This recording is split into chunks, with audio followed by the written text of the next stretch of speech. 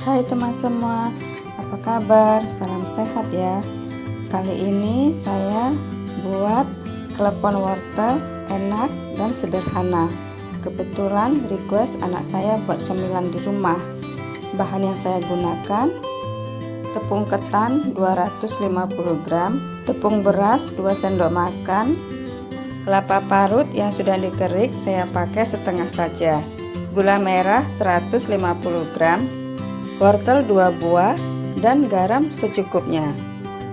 Sebelum dimulai, jangan lupa like, subscribe, bunyikan loncengnya ya. Makasih.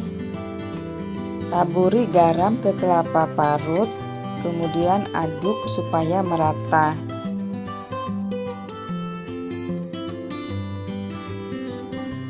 Kemudian kukus kelapa parut kurang lebih 10-15 menit. Kemudian wortel kita haluskan, boleh di blender atau diparut, terserah ya teman-teman. Kemudian peras, kita ambil sarinya saja, kurang lebih 150 ml.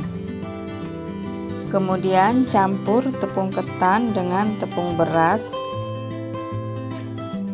Siram adonan dengan sari wortel.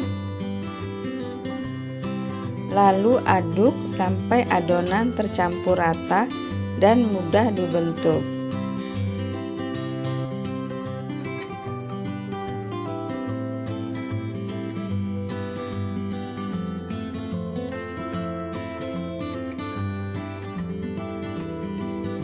Lalu ambil sedikit adonan, buat bulat, tekan bagian tengah, masukkan isian gula merah, bentuk bulat kembali.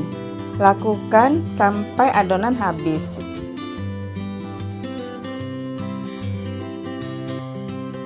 Kemudian rebus klepon ke air yang sudah mendidih.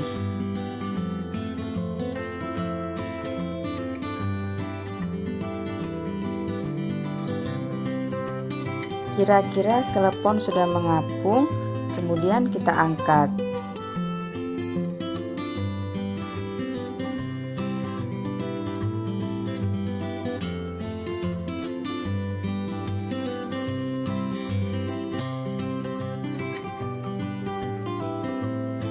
Kemudian baluri klepon dengan kelapa parut.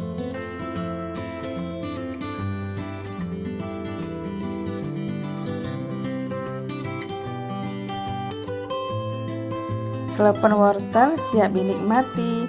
Selamat mencoba. Ikuti terus ya video saya selanjutnya.